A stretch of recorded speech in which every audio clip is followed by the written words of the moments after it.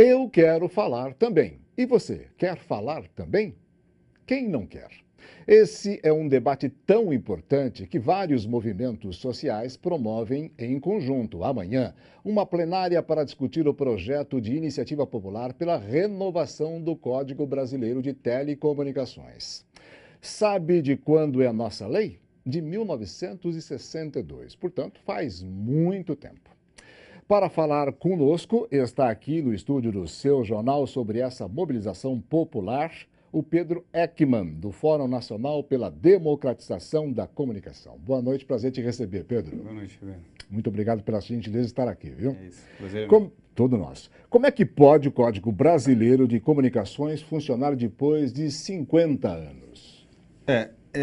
O Código, a atual lei de comunicações no Brasil, ela tem duas limitações graves no nosso entender.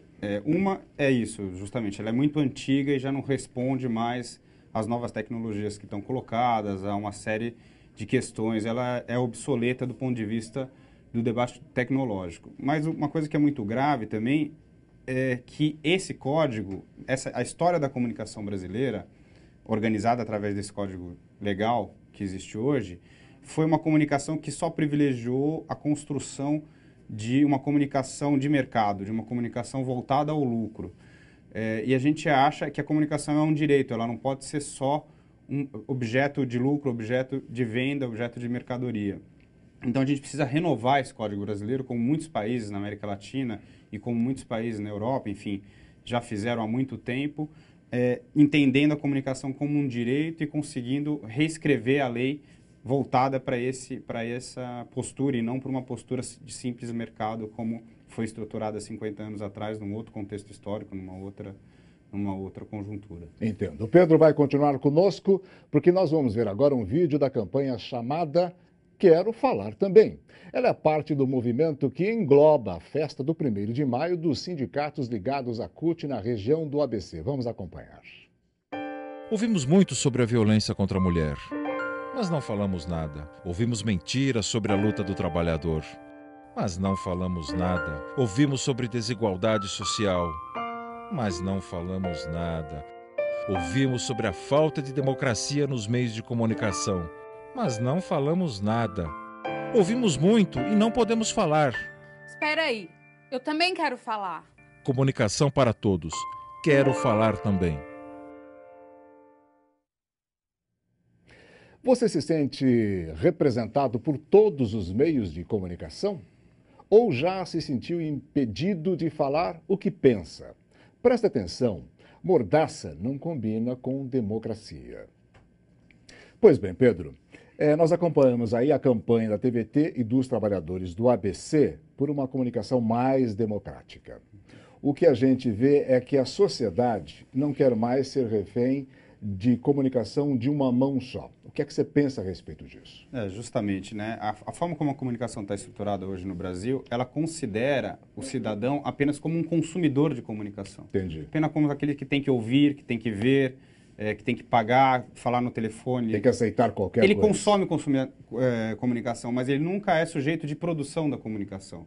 Ele só pode ouvir, ele não pode falar, justamente.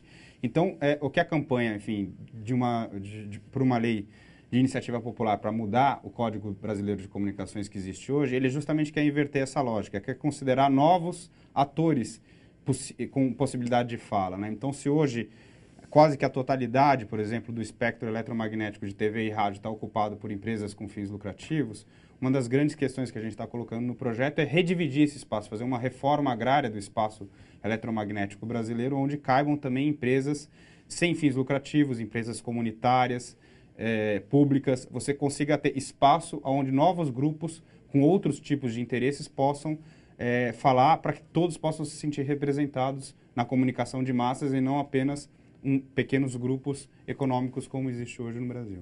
Pois bem, você falou de uma proposta. Eu gostaria que você falasse de outras propostas que serão feitas nesse projeto de lei de iniciativa popular. Tá, basicamente o projeto ele busca regulamentar os artigos que já são constitucionais na nossa legislação.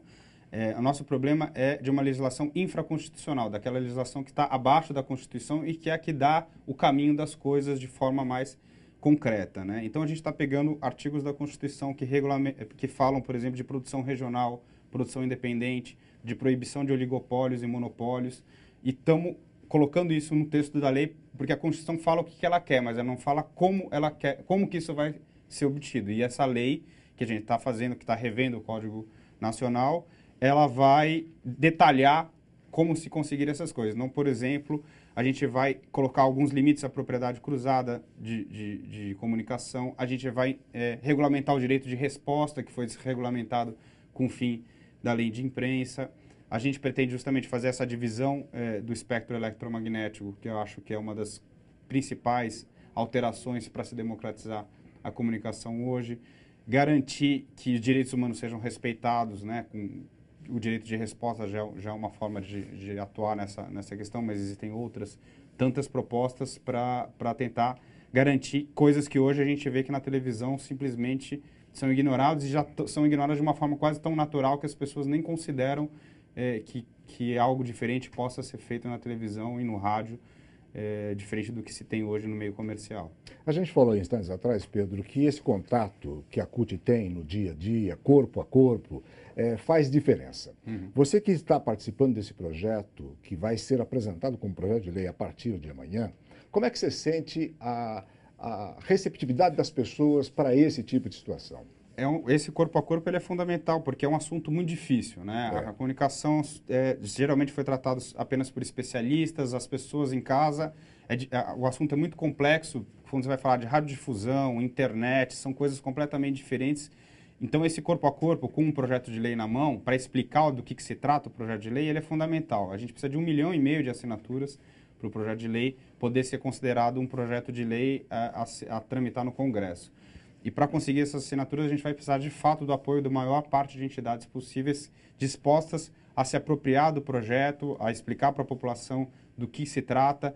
Os grandes meios de comunicação não vão perder tempo em tentar inverter a proposta do projeto de lei, porque os interesses comerciais desses grandes meios podem estar ameaçados com a democratização da comunicação.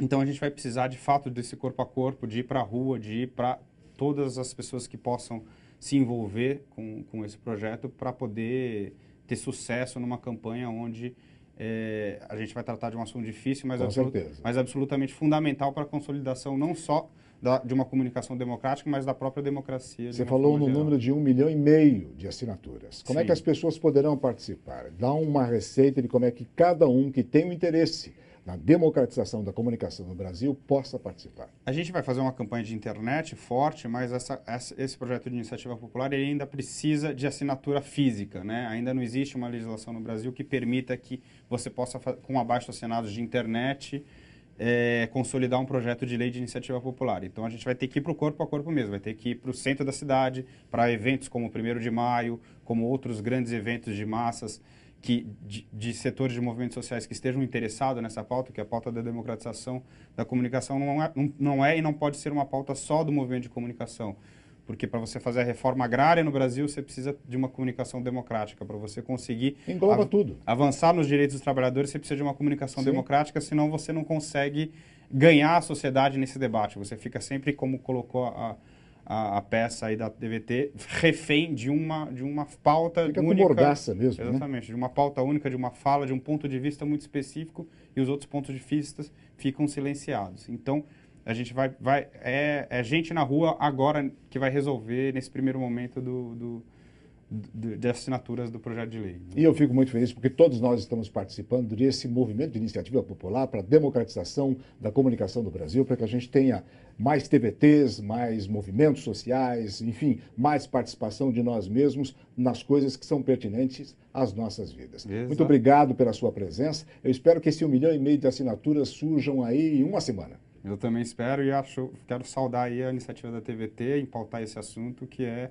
absolutamente fundamental, e o objetivo é esse mesmo, ter cada vez mais TVs como essa que possam colocar um contraponto aí no ponto de vista que circula hegemonicamente na comunicação. A gente vai se falar muito. Muito obrigado pela sua presença. Obrigado. Uma boa noite para você, viu, Pedro? Boa noite.